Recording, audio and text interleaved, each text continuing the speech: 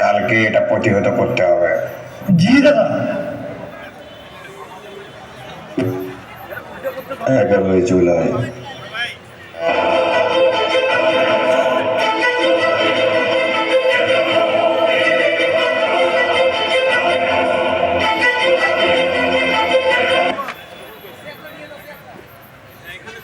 এখানে আমাকে ছাত্রলীগের সভাপতি আমাকে থাপ্পড় মারছে।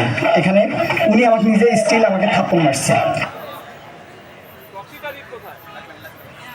14 জুলাই গভীর রাত।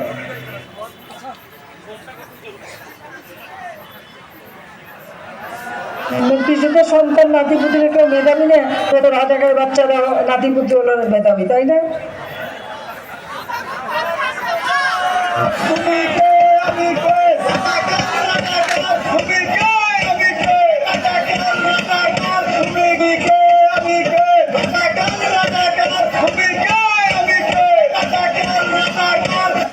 পনেরোই জুলাই।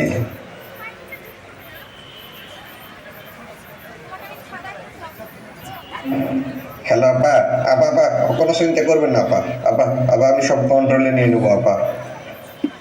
তোরা শোন, আগামীকাল রংপুরে যত টোকাই বাটপার ছিনতাইকারী মাস্তান সবাইকে এক কর, আমাদেরকে শোডাউন দিতে হবে, আমাদের ক্ষমতা দেখাইতে হবে। জি দাদা।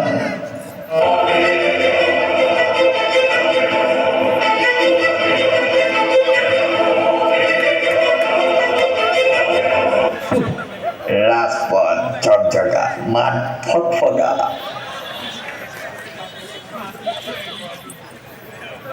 16 জুলাই।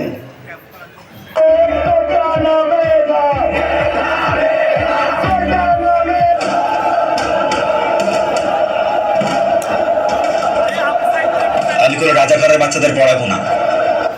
মশিউর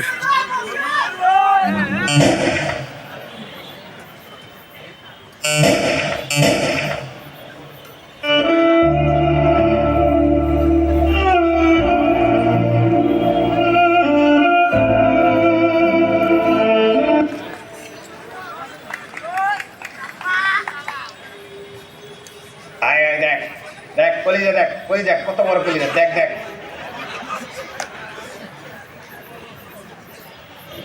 অবস্থা অনেক খারাপ দাদা। কি হয়েছে রে? আবু সাহেব মারা গেছে। হ্যালো কামো কাকা, অবস্থা তো খারাপ, কি করবো? পর্দা করে পালাতে হবে।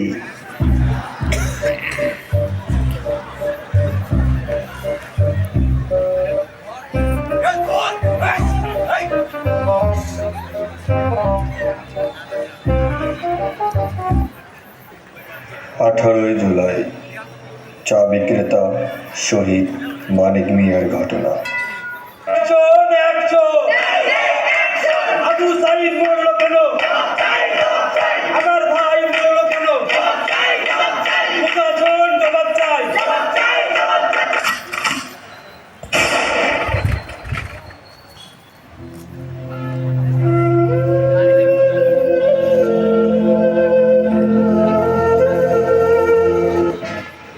উনিশে জুলাই ফল বিক্রেতা শহীদ সাজ্জাদ হোসেন। হ্যালো হ্যালো, তোমরা কোনটা আছে? বউ, মুই তো বাজারত। এলো নাই কেন বা? মোর চিন্তা হচ্ছে আসবে কোন বেলা? তুই চিন্তা করিস না, মুই আইসো তো।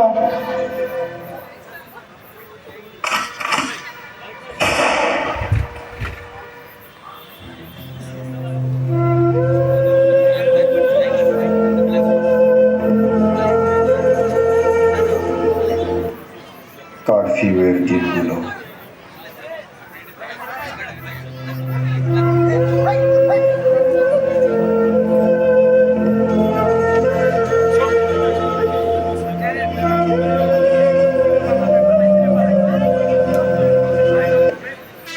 চারই আগস্ট।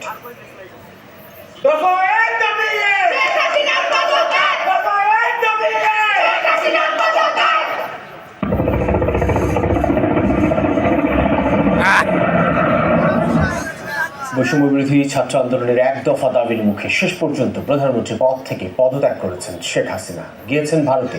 এর আগে ছোট বোন শেখ রেহানাও দেশ ছাড়েন।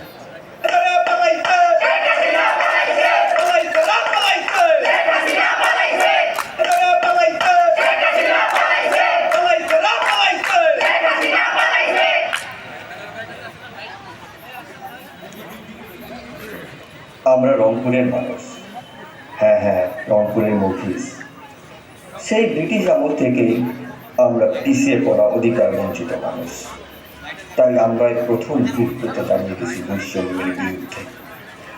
শহীদ আবু সাইদ সহ রংপুর তথা সারা বাংলাদেশের শহীদদের শ্রদ্ধা করে স্মরণ করছি। যারা আহত তাদের সুস্থতা কামনা করছি। আসুন শহীদদের রক্তের বিনিময়ে পাওয়া স্বাধীনতার রক্ষা জোড়াকে অন্তরে ধারণ করে।